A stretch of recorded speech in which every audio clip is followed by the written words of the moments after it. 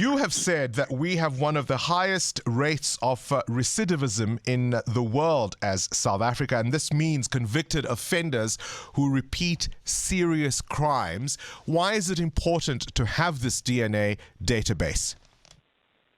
The DNA database is an amazing methodology to identify serial offenders, even when you don't have a suspect.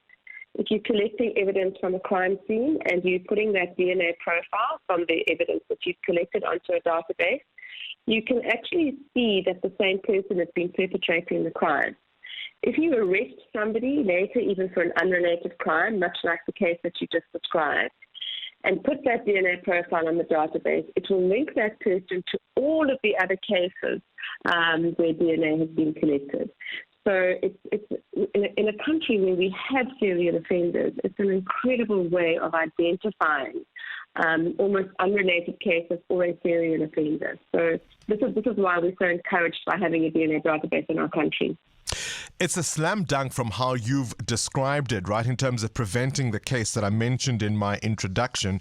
And yet for years, we've talked about the so-called convicted offenders bill, but have we prioritized it?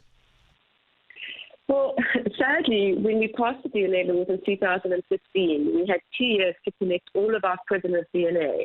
When that period expired in 2017, that bill came to Parliament to say, let's extend that period because we hadn't been able to put all of our convicted offenders onto the database for a variety of reasons.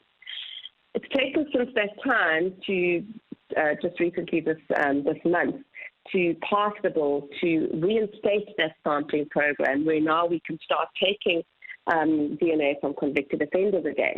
But unfortunately, we have also lost over 100,000 opportunities to sample DNA from prisoners. But we are encouraged by the fact that the Parliament has recently adopted this bill.